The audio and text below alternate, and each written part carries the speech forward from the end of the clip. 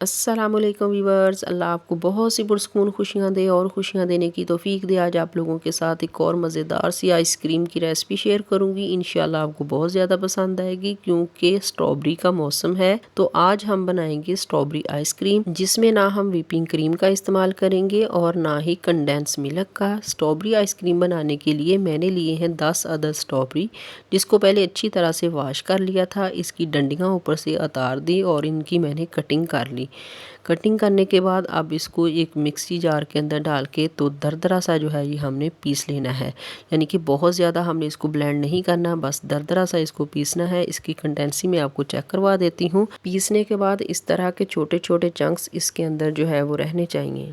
इससे बहुत ही ज़बरदस्त टेस्ट आता है। इसको साइड पे कर देते हैं। यहाँ पे मैंने हाफ़ कटोरी मिल्क लिया है। इसके अंदर स्ट्रॉबेरी कस्टर्ड पाउडर 3 टेबलस्पून मैंने ऐड कर लिया और इसको अच्छी तरह से जो है ये मिक्स कर लेंगे। इसमें किसी तरह की गुठली या लम्स वगैरह जो है ये नहीं रहने चाहिए। मिक्स करने के बाद इसको कर देते हैं साइड पे। और यहाँ पे हमने लिया है आधा किलो दूध और फ्लेम को कर लिया है ऑन। और इसके अंदर मैं ऐड करूँगी 4 टेबलस्पून शुगर और इसको हम बॉयल होने का इंतज़ार करेंगे।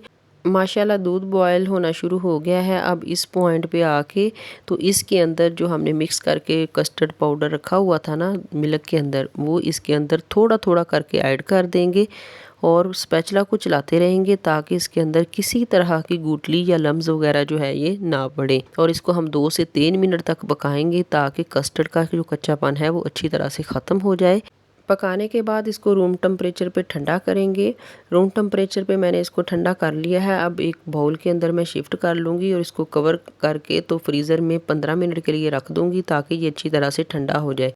2 से 3 टेबलस्पून के करीब मेरे पास होममेड क्रीम है, जो घर में दूध आता है जो उसके ऊपर से हम उतारते हैं ना, ये वही क्रीम है जो मैंने ली है। ये बिल्कुल चिल है।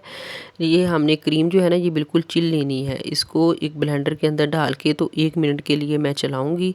उसके बाद जो बिल्कुल ठंडा हमारा कस्टर्ड है वो इसके अंदर ऐड कर दूंगी।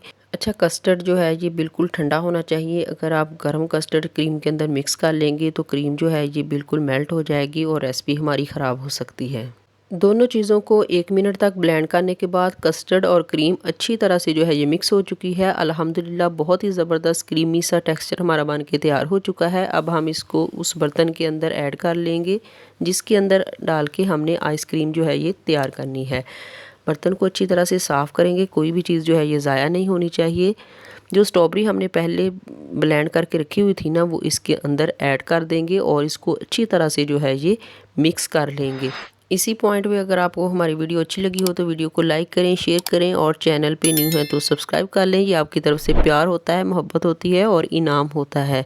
अल्हम्दुलिल्लाह इसको हमने अच्छी तरह से मिक्स कर लिया है और इसके बबल्स वगैरह अच्छी तरह से जो है ये ख़त्म कर दिए हैं। और इसको ऊपर से अच्छी तरह से जो है वो हम सेट कर लेंगे और इसको ऊपर से कवर कर देंगे और 9 से 10 घंटे के लिए फ्रीज़र में छोड़ देंगे। 9 से 10 घंटे के बाद मैं आपको इसकी कंडीशन जो है वो दिखा देती हूँ। अल्हम्दुलिल्लाह हमारी आइसक्रीम जो है ये बन के तैयार हो चुकी है। अब हम इसको डिश आउट कर लेते हैं।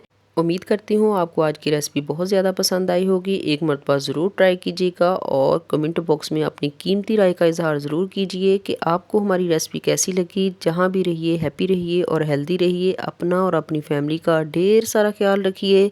मुझे दुआओं में याद रखिए। मिलते हैं नेक्स्ट रेसिपी के साथ, तब तक दीजिए इजाज़त। अल्लाह हाफिज़।